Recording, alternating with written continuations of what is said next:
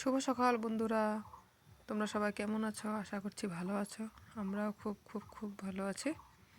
আবার একটা নতুন ভিডিও নিয়ে চলে আসলাম তোমাদের কাছে। ঘুম থেকে উঠে সব বাসি কাজ, রান্নাবান্না, চা খাওয়া দাওয়া কমপ্লিট করে ঠাকুর পুজো দিয়ে দিলাম।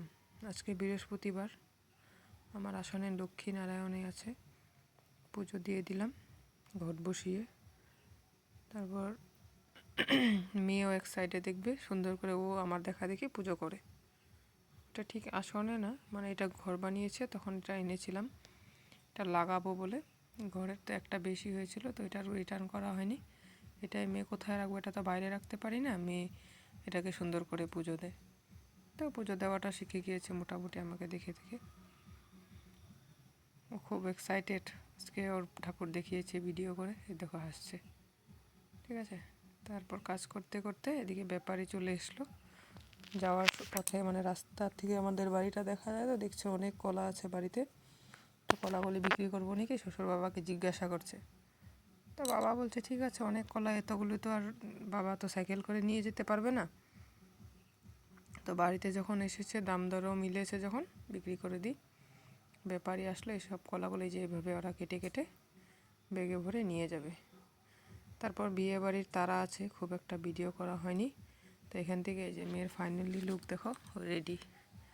দিনের বেলায় যাচ্ছি আমাদের এখানে, মানে যাদের বিয়েতে যাচ্ছি সবের নিয়ম তো আর এক থাকে না, ওদের রাত্রে মানে সন্ধ্যের পরে মানে বর আসবে, তারপর নিয়ে চলে যায়। তো এই যে বিয়ে বাড়ি, এই যে ঢুকলাম, এখানে এসে এই যে অল্প ভিডিও করলাম। ফার্স্ট ফার্স্ট না অল্প লজ্জা করছে গ্রামের বাড়িতে। এই যে বিয়ের কনে, খুব সুন্দর, খুব সুন্দর মেয়েটা।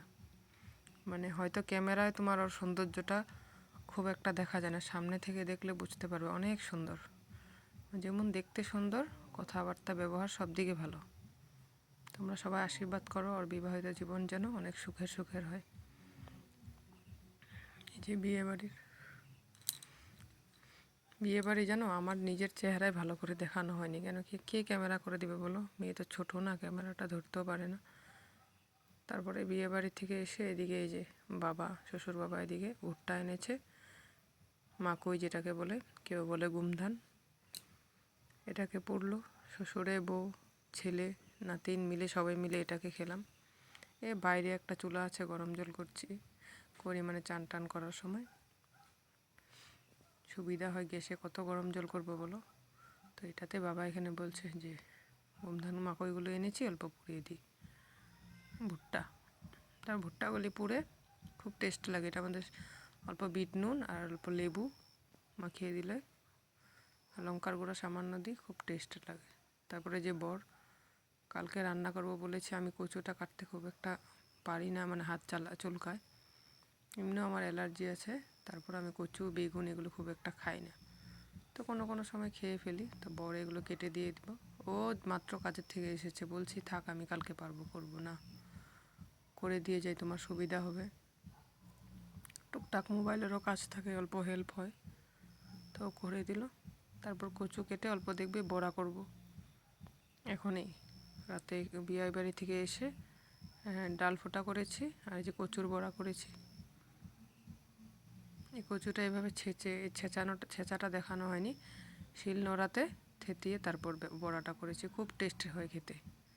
তোমরা করে খেয়ে দেখতে পারো। নল কচু থেতলে তারপরে যে বড়াটা, চালের গুঁড়ো, অল্প বেসন, নুন, হলুদ, খুব টেস্ট। অনেক বড়া বানিয়েছিলাম, একবার খেয়ে ফেলেছি, ভিডিও করা হয়নি। তারপরে এই কটা করেছি, ভাত দিয়ে খেয়েছি। তারপর বাবা পুকুরে গিয়েছিল, ওই যে আমাদের বগুড়ি গাছ আছে না, কুল গাছ, পুকুরের উপরে, তো ওখানে মাছটা পেয়েছে, আনিয়েছে। যদি ভালো লাগে লাইক, কমেন্ট, সাবস্ক্রাইব করো।